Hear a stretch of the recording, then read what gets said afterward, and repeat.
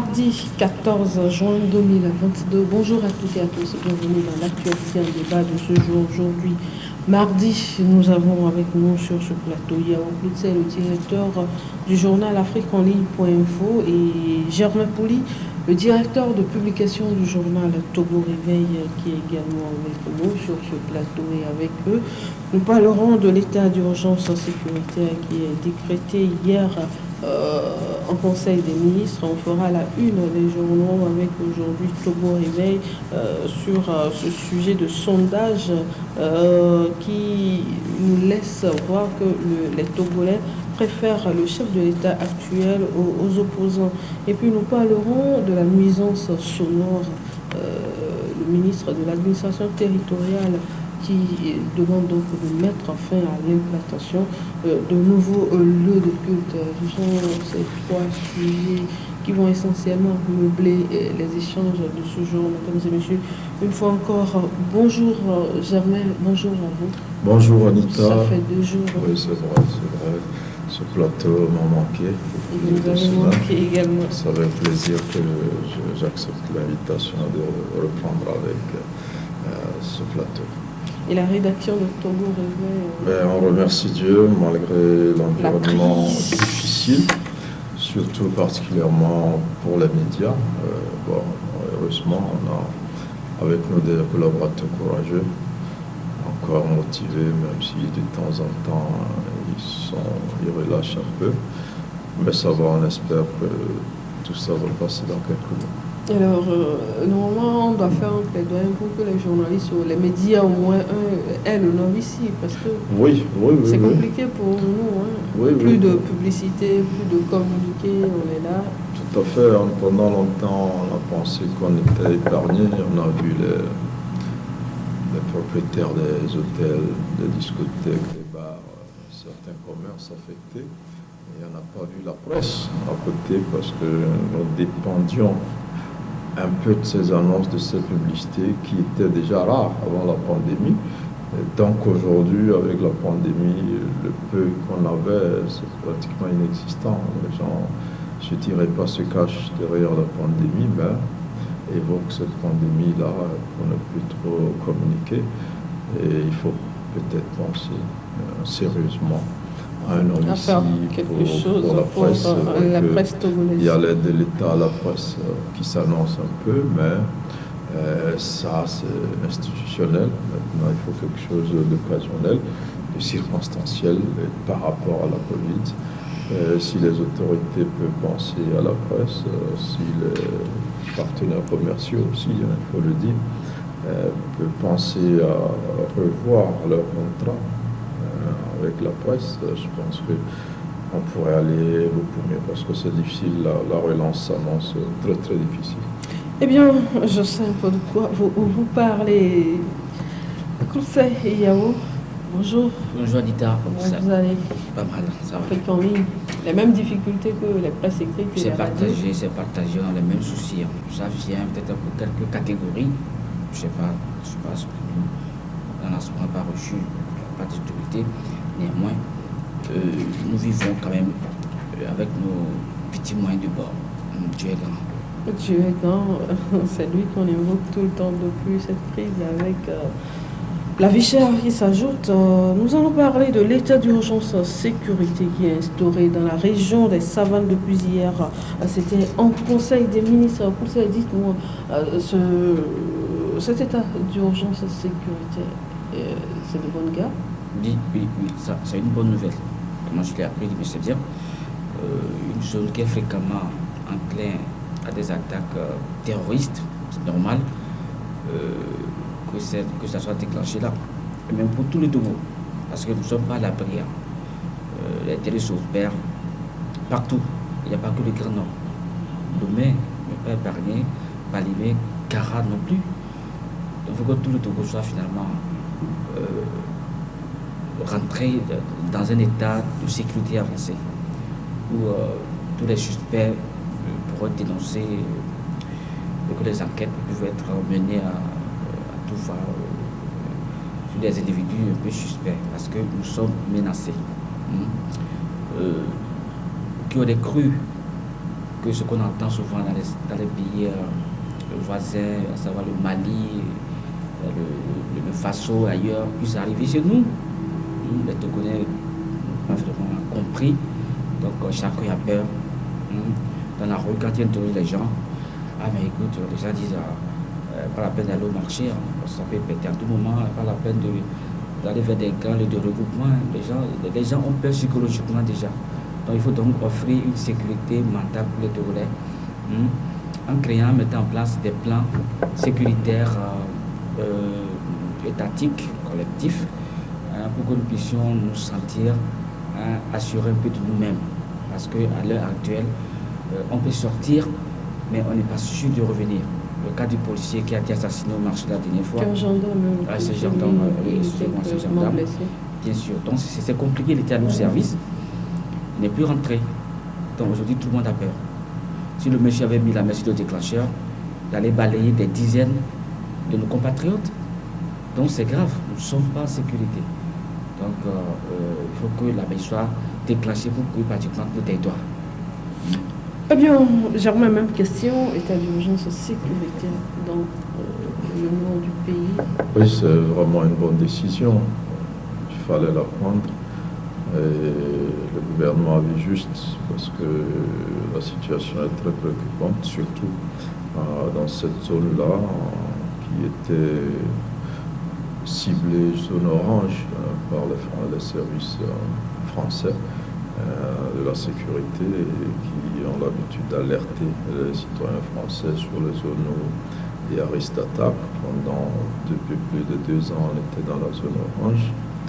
Et brusquement, on passe à la zone rouge. Le Bénin nous a dévancés.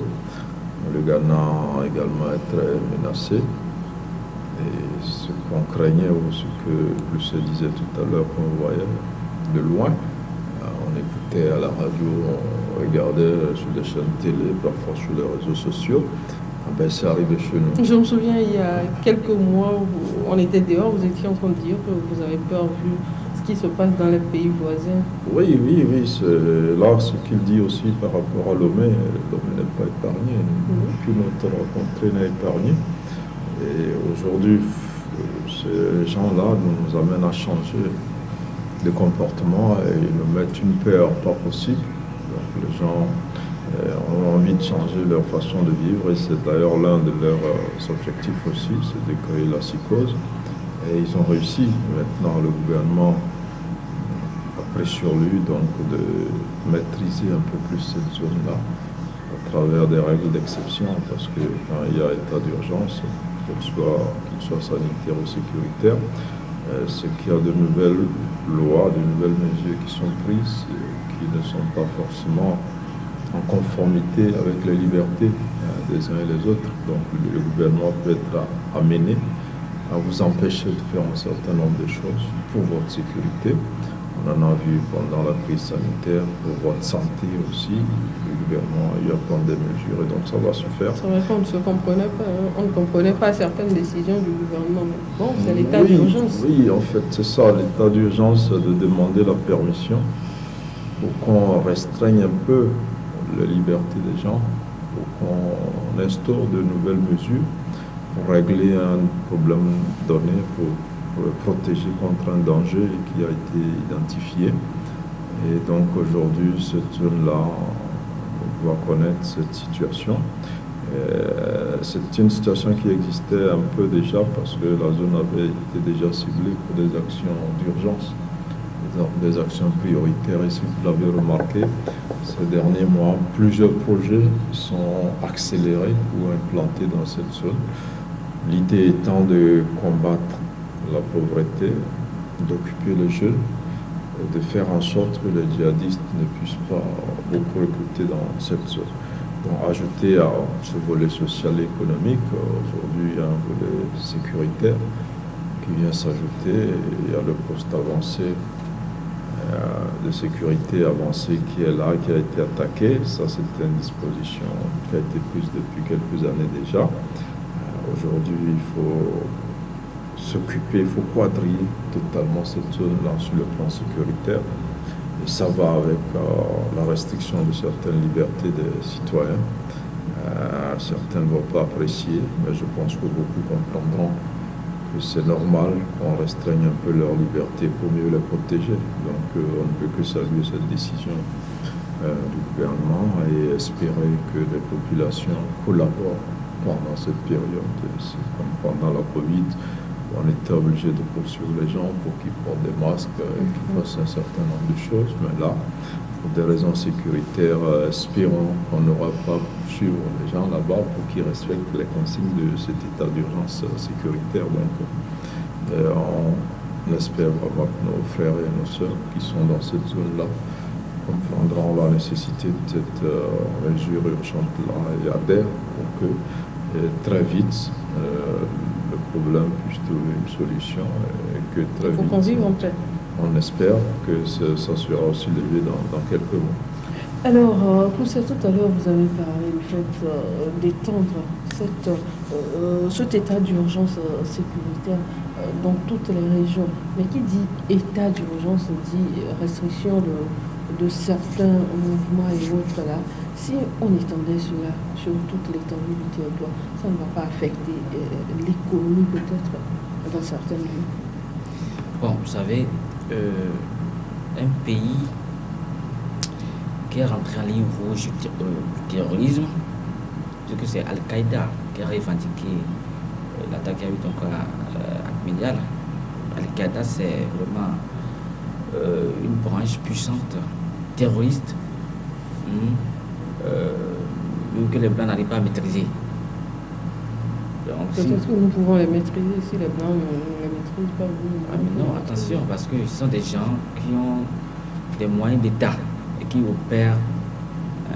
Quand on dit Al-Qaïda, ce n'est pas des petits voyous, c'est pratiquement un État terroriste qui nous agresse. Donc, à partir de là, nous avons intérêt à prendre toutes les dispositions militaires et civiles, sécuritaires. Parce que notre psychose est déjà affectée. Nos troupes sont perplexes. On quitté la maison, le policier dit à sa femme, si je ne reviens pas, là c'est compliqué. Donc, c'est normal que cette mesure soit... C'est vrai qu'il va y avoir une certaine restriction de la liberté. C'est vrai. C'est vous qui va maîtriser un peu le terrain pour éviter le désastre. Parce qu'en matière sécuritaire, nul n'est épargné avec les djihadistes. Nul. Ce sont des gens barbares qui assassinent des milliers d'hommes, viennent dans les églises, ouvrent le feu, font de la barbarie, s'en vont. On les tue, ça ne dit rien. Le Tchadien qui a agressé notre gendarme, qui a assassiné notre gendarme, là. Mais écoutez, selon la requête, il a dit, mais écoutez, si on le dépose en prison, c'est ce que j'ai entendu là, en fait, micro-trottoir, si on le dépose en prison, ses compères viendront le déloger de là, autant le tuer. Donc, quand on voit des gens qui n'ont pas peur de mourir dans nos murs. Un terroriste n'a jamais peur de mourir, en tout cas. Ah, mais non, oui, c'est ça le contraste. J'avais écrit un ouvrage où je parlais, c'est intitulé Hélas, je parlais pratiquement de la mort. Et les kamikazes qui sont apparus tout dernièrement. Vous devez voir l'individu, la vie est belle putain, on a le soleil, on fait l'amour, on va, on vient, on mange. La vie est belle chez vous. Ah ben non, écoutez, attention, quand je dis la vie est belle, c'est qu'on préfère vivre plutôt que d'aller vivre au cimetière. Et vous voyez des gens qui, eux, n'ont plus le goût de vivre. Et qui préfèrent faire du kamikaze, aller mourir pour dire qu'ils vont plaire à Allah. Je pense que mentalement, le monde se reconstitue autrement. Nous devons réfléchir. Moi, je suis né, il y a presque 50 ans que je suis sur la terre. La mort est toujours effroyable. Que ce soit le prêtre ou le pasteur, vous dit attention, si vous faites ça, vous allez mourir. Le salaire du péché, c'est la mort. Les gens évitent de faire le péché. Mais quand quelqu'un dit moi je meurs, je vais aller au paradis, je pense que c'est pratiquement un contraste social. C'est ça contraste avec les normes. Et nous avons des gens pareils qui se promènent en liberté, qui font n'importe quoi. Donc c'est grave. C'est grave. Seulement, on doit réfléchir même pour voir comment évoluent les mentalités humaines au fil des années. Quand on dit tribunal ou bien justice, les gens n'ont plus peur. On dit prison, on dit c'est les gens qui vont à la prison. Et il faut le mal. Il faut le mal allègrement. Alors, donc c'est normal que l'on puisse déclarer un état d'urgence pour pouvoir quand même essayer quand même de contrôler un peu ces gens-là. Et faire peur un peu à ces terroristes parce que si on se doute de rien parce que non c'est fini, ils vont revenir et faire beaucoup plus de dégâts. Mais si on est aguerri, alors que nos forces soient également aguerries, à savoir que là où elles sont, ces forces là où elles sont, elles peuvent être attaquées à tout moment. Donc c'est l'aguerrissement total à tous les points. Est-ce qu'il faut même avoir des radars de surveillance, etc., etc. Il y a des drones. Vous savez ce qui se passe là? Là où ça va devenir compliqué, c'est lorsque ces incursions, bien sûr, lorsque ces incursions vont se répéter, l'État sera obligé de demander de l'aide à des puissances étrangères, telles la France, l'Allemagne ou ailleurs, en équipement militaire, drones, etc. Mais la France, quand elle vient, c'est pour s'installer comme au Mali. On l'appelle pour dire bien, on n'arrive pas à contrôler l'espace aérien, vient nous aider, mais il s'est installé maintenant au sol. On va prier pour donc, on n'atteint pas le... Tout à fait. Donc, vous savez ce qui se passe là? Il y a des réalités qu'on ne dit pas. Parce que ces terroristes sont payés en quelle monnaie? D'où on les tue. Qui sont ces gens qu'on tue? On voit leur corps, leur accoutrement. Voyez-vous? Donc, c'est des États, qui soutiennent des actes de banditisme de ce degré-là. Donc, ça fait que nous devons être extrêmement prudents si nous regardons de laisser notre pays à des colons qui vont venir dire qu'ils veulent nous protéger. Alors là, contre... rapidement, vous faites déjà un lien entre terroristes et colons. Bien sûr, bien sûr. Nous vous protégeons, mais là, eux-mêmes ne sont pas épargnés. Écoutez, combien de Français sont morts au Mali? Une cinquantaine, mais combien de nègres sont morts? C'est à milliers. Voyez-vous? Donc ça ne coûte pas aux Français de perdre 2 petits soldats qui auront droit à tous les honneurs. Oui, bon, enfin, je suis un petit soldat. Je sais. Mais vous savez, la France est une grande puissance, bien sûr. Donc, quand il dit que ce n'est pas l'homme, mais c'est un minimum d'éléments qui tombent par rapport à des milliers d'Africains qui vont tomber. Nous sommes d'accord. Donc, nous devons être soudés entre nous en Afrique. C'est le moment d'être soudés en renseignement et en toutes choses. Si chacun veut aller agir de son côté, nous risquerons de perdre nos territoires au profit des expatriés. Des colons, comme vous le dites, ce ne sont pas des expatriés. Alors, Jérôme, dites-nous, on a vu un peu avec la crise sanitaire, quand on a restreint certains mouvements et autres, là, rapidement les gens ont politisé. Aujourd'hui, c'est la sécurité de tous les Togolais qui est en jeu au jour d'aujourd'hui. Quand on dit état d'urgence sécuritaire dans tout le Togo, déjà qu'on entend des manifestations qui sont en vue. Oui, non, je pense sur ce point, les gens s'accordent. Vous avez vu un peu la réaction de la classe politique quand les 8 soldats ont été tués. Il y a eu une unanimité autour de la condamnation de ces actes-là. Il y a eu un sentiment de cohésion, de solidarité envers les forces de défense et de sécurité aussi. Et vous comprenez que face à la mort, il n'y a plus d'opposants, il n'y a plus de militants du pouvoir. Il n'y a pas de journalistes, il n'y a pas de soldats, il n'y a pas de maçons, il n'y a pas de menuisiers, il n'y a pas de losso, il n'y a pas de bassard, il n'y a pas de cavier, il n'y a pas de... On est tous concernés. Et ce qui fait que, je pense, je le disais quand même, qu'on espère qu'ils auront la collaboration dans la zone où il y a l'état d'urgence sécuritaire. Mais je ne doute pas, parce que c'est une peur généralisée, même dans les zones où on n'a pas encore frappé, où on n'a pas frappé. Et donc, je pense que sur ce coup-là, la population vont comprendre et adhérer, parce qu'il en va de la vie. C'est vrai, il l'a dit, certains n'ont pas peur de leur vie parmi les djihadistes. On espère qu'il n'y en aura pas au sein de la population aussi. qui n'ont pas peur de leur vie et qui seront tentés de violer ces règles-là. Il pourra en avoir, il ne faut pas exclure tout cela. C'est comme un ami, un confrère journaliste qui disait que certains Togolais se comportent comme si ils circulent avec la photocopie de leur vie. Et que si cette photocopie se déchire, ils ont l'original qu'ils vont récupérer. Donc, ça fait sourire, mais c'est ça la réalité. Mais j'aimerais quand même revenir sur ce que disait Kousset tout à l'heure, sur le lien entre le djihadisme et... Même entre le djihadisme et la religion, entre le djihadisme et les Occidentaux, non, je crois que c'est beaucoup plus complexe maintenant. À l'origine, c'est vrai, on a lié ça à la religion. Les gens disaient, bon, Allah Akbar, tout ça, mais aujourd'hui, il y a des animistes chrétiens parmi ces djihadistes-là. Donc, Nous avons même reçu des responsables de l'islam ici sur ce plateau. C'était l'autre dimanche où l'imam était là, qui dit islam ne dit pas terrorisme. Que oui. C'est carrément en fait, c'est ça. Donc, il n'y a plus à faire ce rapprochement. À l'origine, il y a eu ça. Certains revendiquaient au nom d'Allah. Mais aujourd'hui, c'est du banditisme pur et simple. Même en le définissant aussi, je peux me tromper parce qu'on ne maîtrise pas totalement leur intention.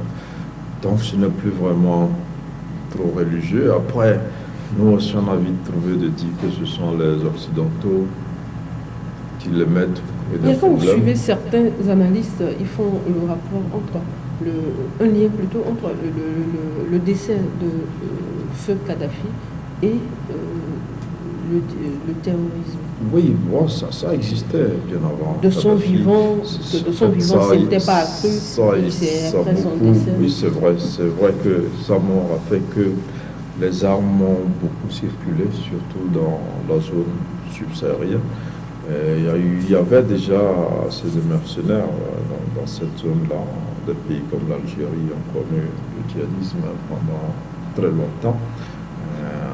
Avec les mouvements politiques là, les attentats tout le temps, ça a été assez difficile.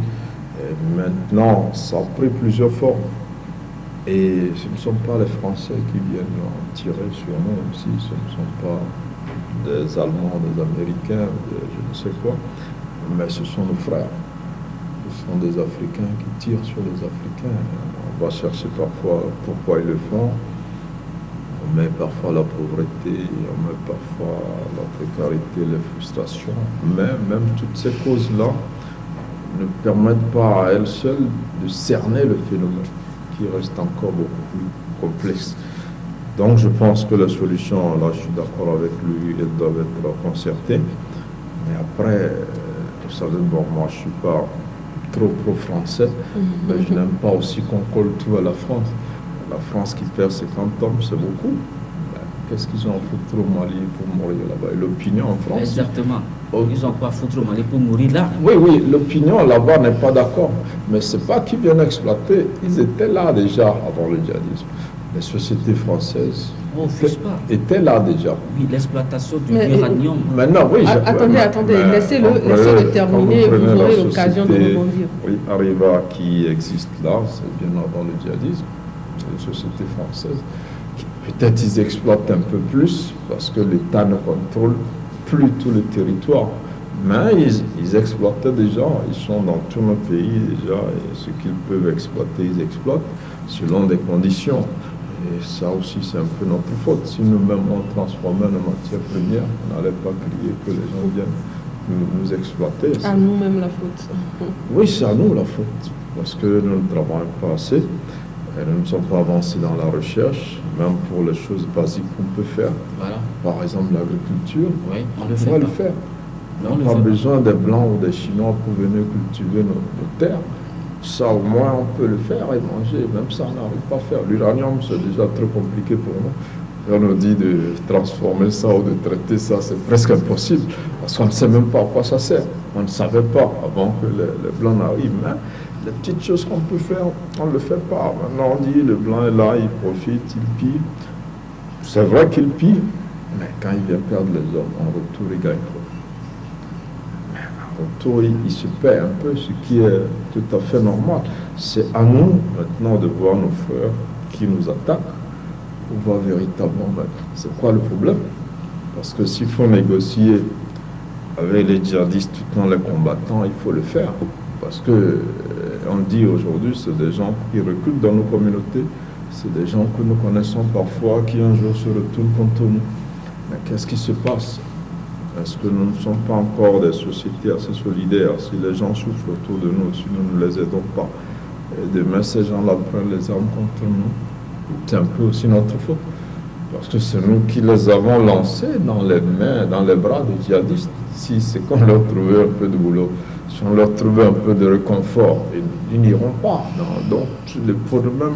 Justement, par rapport à cette situation, est-ce que décréter seulement l'état d'urgence sécuritaire est la solution? Si, depuis qu'il y a eu cette attaque-là, quand vous discutez avec les enfants de l'extrême pauvreté dans ces zones-là, l'extrême pauvreté, est-ce que l'état d'urgence... Oui, il y a déjà eu un programme d'urgence pour la région des Savanes, donc, qui est mis en branle, c'est ce que je disais au début.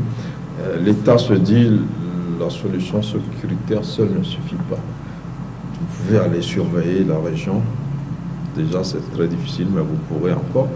Mais si les gens, les raisons qui font qu'ils rentrent dans ce mouvement-là, vous ne les réglez pas parce qu'ils vous disent qu'ils n'ont rien à manger, parce qu'ils vous disent qu'ils ne travaillent pas, parce qu'ils vous disent qu'ils souffrent, parce qu'ils vous disent qu'ils ne sont pas d'accord avec la façon dont le pays est géré, parce qu'ils vous disent qu'ils ne se retrouvent pas dans la société que nous sommes en train de former.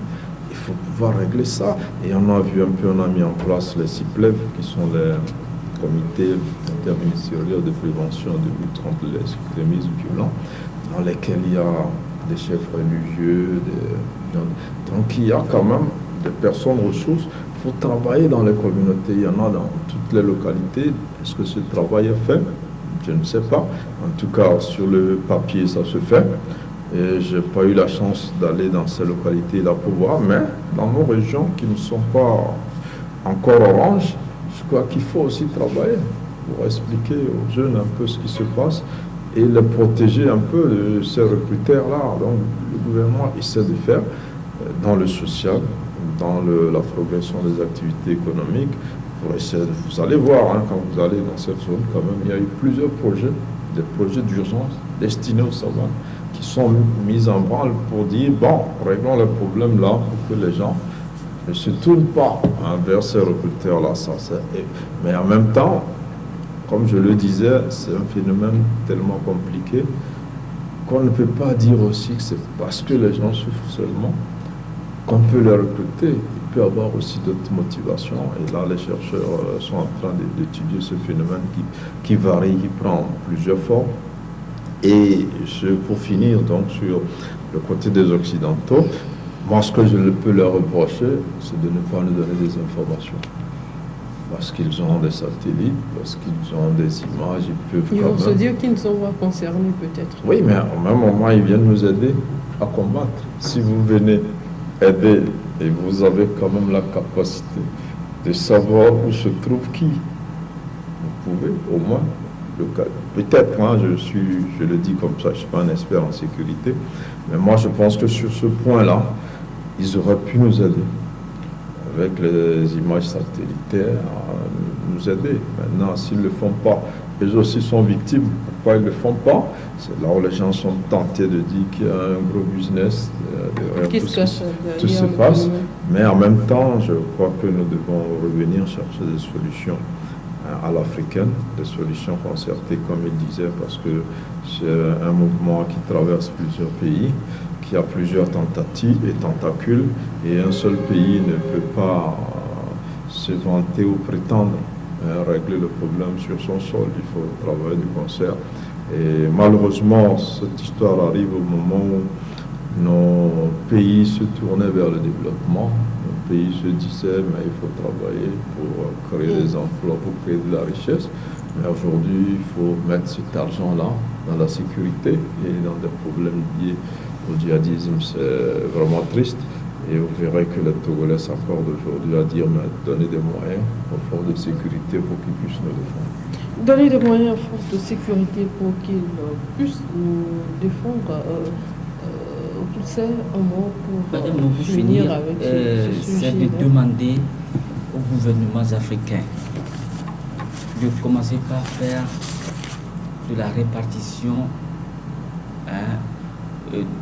des richesses nationales sur le nombre d'habitants. Oui. Ça veut dire que chaque Togolais aura un salaire à la fin du mois. S'il le faut, ce que le Togo gagne, c'est pour nous tous. Si on vend de l'or, si on vend du phosphate, alors, si on ne me donne pas ça directement, au moins je vais à l'hôpital, le premier soin est gratuit. J'ai appris quelque chose ça. Mais quand une minorité monopolise toute une richesse nationale, ça crée quoi? Des frustrations qui vont entraîner des recrutements parmi ces populations marginalisées, etc. Et ça constitue une menace pour la minorité. Mais c'est ça surtout. Donc, pourquoi il n'y a pas le djihadisme en France? La France fait quand même les pays... Attends, il y en a, mais écoutez, ce sont les Algériens, les Maghrébins qui opèrent sporadiquement, je sais, les frères Kouachi, etc. Nous ne refusons pas. Maintenant, des citoyens français, il n'y en a pas assez. Parce que d'abord, l'État donne les moyens à chaque citoyen, parce que la France, l'Allemagne, les États-Unis, etc., les gens vivent quand même. L'État offre un minimum. L'État offre, écoutez, l'État offre, vous savez... Au finish, les gens se moquent de nous alors, si on s'en tient à ce que vous dites, parce que ceux qui sont là-bas, ils vous disent que la vie, elle n'est pas du tout belle là-bas. Bien sûr, tu vas travailler dur, certes, ça c'est normal. Ici, on a presque des comparaisons. On travaille dur pour quelqu'un, travaille dur pour mon pays, vous choisissez. Non, pour quelqu'un, non, vous dites quoi pour quelqu'un? Mais écoutez, quand un Togolais vit par exemple aux États-Unis et qu'il a la nationalité américaine, il travaille pour les États-Unis, c'est un profit pour eux. Mais ici maintenant, ici maintenant on fait des lois. Ici, c'est un Américain. Ça devient un Américain. C'est plus un Togolais. Bien sûr, mais ici maintenant, on veut même pas. Un Américain travaille chez lui. Je pense qu'il faut quand même aller à une répartition égale de nos richesses. En dehors de ce schéma, nous n'avons que des gens pour période de mort tous les jours. C'est-à-dire qu'il y a des gens qui, jusqu'à 45 ans, n'ont jamais travaillé. Ils ont leur diplôme, ils ont fréquenté, ils n'ont jamais travaillé. Il faut parce qu'ils veulent travailler pour l'État. Attends, écoutez, vous savez, il faut maintenant des programmes qui vont faire travailler toute la jeunesse. Est-ce que l'État peut employer tout le monde? Ah, c'est possible. Écoutez, même au moins une fois par an. Soit un franc. Attends. Vous et moi, ce n'est pas l'État on se dit, qui nous a donné. On se dit par exemple, écoutez, je refuse pas. Donne-nous un autre exemple à part la France. Écoutez, je dis forcément tout il faut quand même que l'État soit, c'est pas l'entité qui apporte du confort citoyen. Mais dans l'inconfort total, vous n'aurez que vos propres fils dans les mains des djihadistes un jour, parce que justement, ils n'ont pas d'autre dessus. Combien on paie aux djihadistes là? Nous, on a lu des choses. Par mois, 200 000 francs. Ouais, déjà. Et quand il va te faire kamikaze, ça augmente pour ta famille. Donc, ce sont des structures organisées par des Occidentaux pour venir encore... Est-ce que vous avez les preuves de ce que vous... Écoutez. Est-ce que dire tout de suite que ils sont... On a vu ce qui se passe au Mali. Comment ça se passe? Et à qui profite le djihadisme après tout? Quand les Français sont venus là-bas. Mais le mal continue toujours. Et quand les Russes sont venus, ça continue aussi. Mais moins quand même grave que pas. Rien n'a changé. Je pense que la meilleure façon pour combattre l'extrémisme ou le djihadisme, etc., c'est d'aller vers une répartition égale de nos richesses pour que chaque citoyen de l'Afrique puisse avoir droit à la manne que produit sa nation, son pays. Quand vous laissez une minorité vivre dans l'opulence totale, alors que la... de minorité. Écoutez, il y a les autres, oh non, c'est pareil partout. L'Afrique est la même partout. Ce sont les mêmes méthodologies partout. C'est le monde qui est comme ça, c'est une minorité qui a l'argent. C'est-à-dire, ce sont les méthodes sont pratiquement les mêmes. Même au Mali ou ailleurs, c'est une minorité. Oui, une minorité, mais au moins, dans certains pays développés, les gens comprennent qu'il faut faire de la redistribution sociale. C'est ça. Ici, on vous demande de payer des impôts et en retour, vous n'avez rien.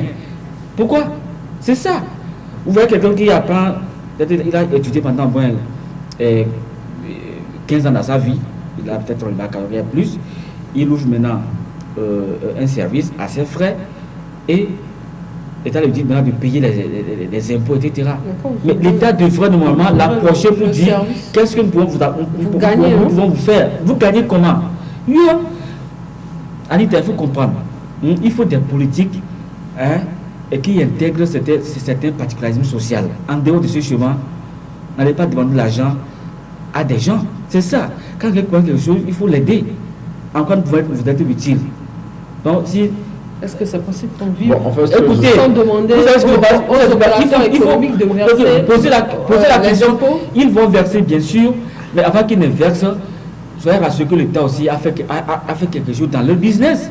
C'est ça. Pour créer les entreprises, si l'État n'est pas d'accord, vous n'aurez pas votre entreprise. Non, pour les impôts. Mais si nous chômons, c'est la faute à l'État. L'État doit être le premier pourvoyeur d'emploi dans un pays. Non. L'État est le pourvoyeur d'emploi dans tous les pays au monde. Alors, là, Germain n'est pas d'accord avec vous. Je ne suis même pas du tout d'accord.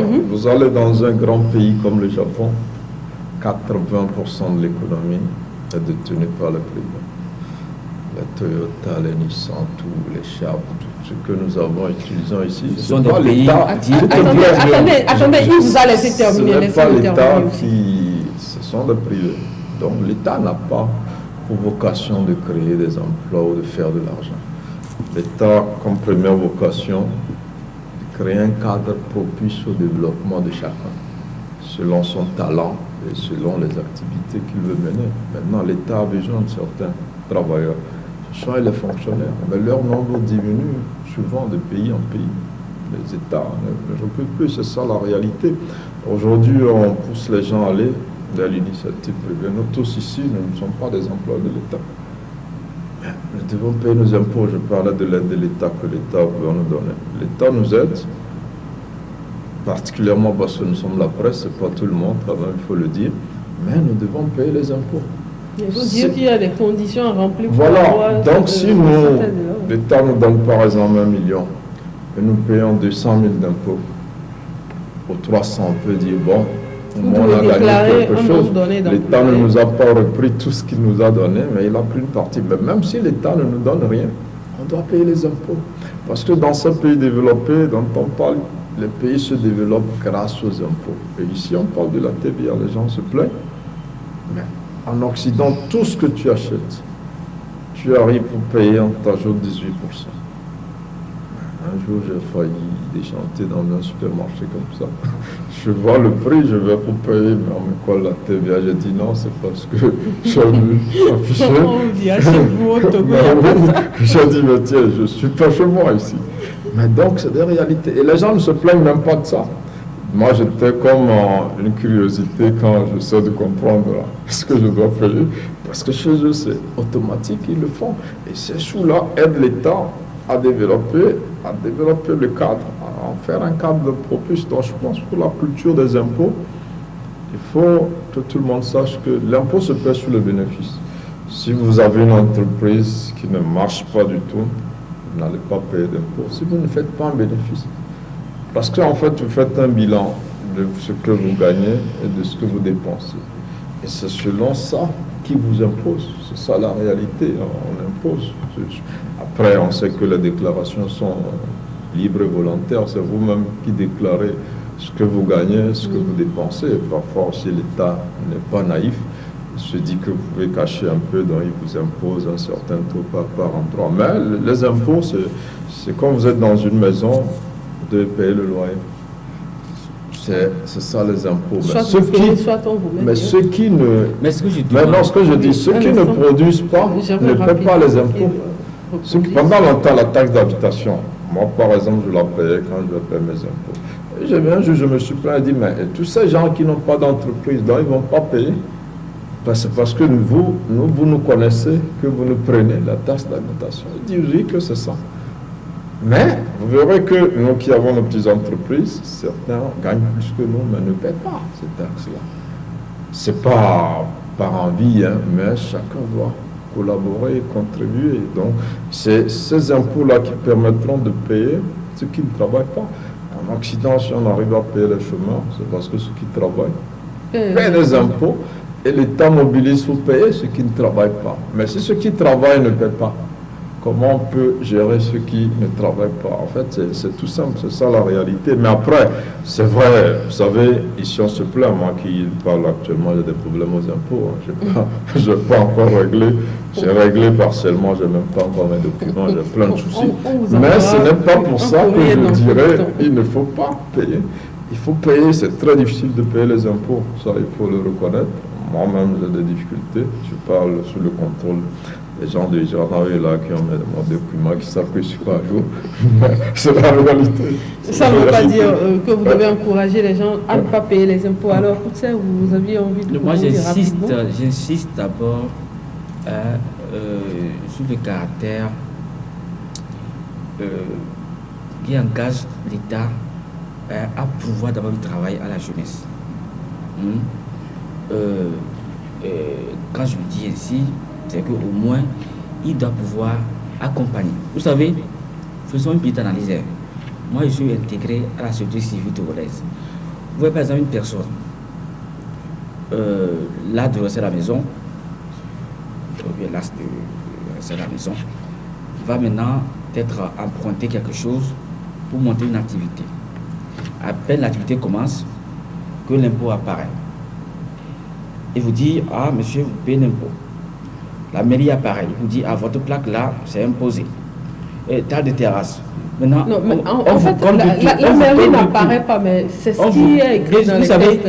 Il faut d'abord... Vous mettez quelque chose dans le bord de la voie, il faut agir à visage humain. Quand un citoyen monte une affaire... Est-ce que le pays peut se développer à visage humain? Bien sûr, les pays se développent comme ça. À visage humain? L'État participe. Quelles somme peut vous apporter? Quand vous allez vous faire déclarer, par exemple, l'État vous approche. Avez-vous besoin un peu d'argent pour faire ça? On vous prête un peu d'argent. Dans quel pays, par exemple? Ah, mais écoutez, dans les pays civilisés. Les banques sont là pour ça. Oui, non, dans les pays civilisés. Il y a quand même des projets de l'État qui quel projet? Moi, j'ai fait un projet pour donner l'argent pour le gouvernement. On ne m'a jamais donné. S'il te plaît, non. Non, attends, sois pragmatique. Oui. Des projets sélectifs, vous n'en faites pas. Il faut des projets. Tu as soumis ton projet où? Collectifs. Où? Tu as soumis ça où? Il y a le ministère de la Culture qui a voulu quand même qu'il y ait un fonds pour financer. Oui, tu as soumis ça à quel projet? À quel projet? Les documents. Ah, mais pourquoi pas? Je l'ai fait avec quelques amis. Oui, des gens ont reçu, nous on n'a pas reçu. Sous le couvert de quel projet? Vous dites que les gens ont reçu. Ah, mais écoutez, écoutez, vous savez, il ne faut pas sélectionner. Il faut quand même on doit financer tout le monde. Alors, si on va rester... Il ne faut pas créer trop de conditions on s'entend pas. pour éliminer on parlait de la presse tout à l'heure. C'est pas tout le monde qui a l'aide de la presse. Et que vous mettez de côté un grand nombre de citoyens qui sont aigris, ouais, c'est pas bien. Je suis acteur culturel, voilà. Ouais, j'ai fait plusieurs des projets. L'État doit être celui des populations et non celui d'une certaine ou d'une certaine d'une couche privilégiée. Eh bien, c'est votre avis aussi, on va le dire. Non, ce qu'on peut dire rapidement, il y a des projets pour la finance inclusive, par exemple. L'État permet à des gens qui n'ont pas accès au financement traditionnel d'avoir. Il y a des soutiens aux initiatives des jeunes, le FAIES par exemple. Il y a plein de choses qui se font. Mais c'est ça le problème. Non, les bilans sont tellement de ce que je voulais dire rapidement. Laissez Germain terminer rapidement en quelques secondes. Vous verrez, il y a les transferts monétaires dans les zones où les gens souffrent. On leur envoie 15 000 tous les trimestres et tout ça. C'est pas peut-être assez, mais c'est beaucoup dans ces zones-là. Mais ce n'est pas de ça que je parle. Après, il y a des gens qui, d'eux-mêmes, même sans l'aide de l'État, peuvent faire des choses. Si ça marche, il faut payer un peu l'impôt, c'est ce qu'on dit. Maintenant, l'État, le devoir, par exemple, l'État a le devoir d'assurer la sécurité aux gens. Si on n'est pas en sécurité, est-ce que vous pouvez aller travailler? Si demain on sort un petit partout, on va dire à l'État, mais dans quel État on est? On n'est pas protégé. L'État a ce devoir. Vous savez, il y a par exemple l'aspect, quand il parle de l'aspect humain, c'est en toute connaissance de cause. Je vous donne un exemple. Dans mon quartier, deux secondes. Il y a une fille qui, peut-être fatiguée de se promener, a finalement payé une machine et ne compte pas ouvrir son atelier. À peine elle fait 3 mois, l'impôt vient enlever la machine. enlever les pièces de la machine. Ça dit qu'elle n'a pas rempli les conditions. C'est ce qu'il dit que. C'est pas le rôle de l'impôt, ça m'étonnerait. Mais c'est ça, quand ils viennent, il y a des forfaits, il y a des taux. Alors, on va continuer cette émission avec la une des journaux. Aujourd'hui, nous avons Togo Réveil, qui est dans les kiosques depuis vendredi au prix de 250 francs seulement. Togo Réveil qui titre à sa une le sondage qui ne devrait guère surprendre l'opposition togolaise. Les Togolais préfèrent fort Gnassingbé aux opposants. Germain, c'est selon quel sondage là? Oui, il faut remettre qu'il y a un institut de sondage qui fait du travail un peu à l'échelle africaine et qui est dans nos pays. Qui a sorti plusieurs séries de sondages, dont le dernier a concerné un peu la question sur l'adhésion que les Togolais ont derrière les hommes politiques. Et ces sondages révèlent que les Togolais, en majorité aujourd'hui, écrasante d'ailleurs, préfèrent le président actuel à l'opposition. Et donc ce sondage, entre autres, aussi voudrait que l'opposition participe un peu plus aux efforts de développement du pays. C'est l'avis de certains Togolais qui ont été interrogés par ceux qui ont fait ce sondage-là. Alors nous, quand on a eu ce sondage, on s'est dit, c'est pas un sondage qui devrait surprendre l'opposition, quand on sait que depuis 2018, donc avec les législatives suivies des locales et puis la présidentielle, on a vu tous ces résultats-là.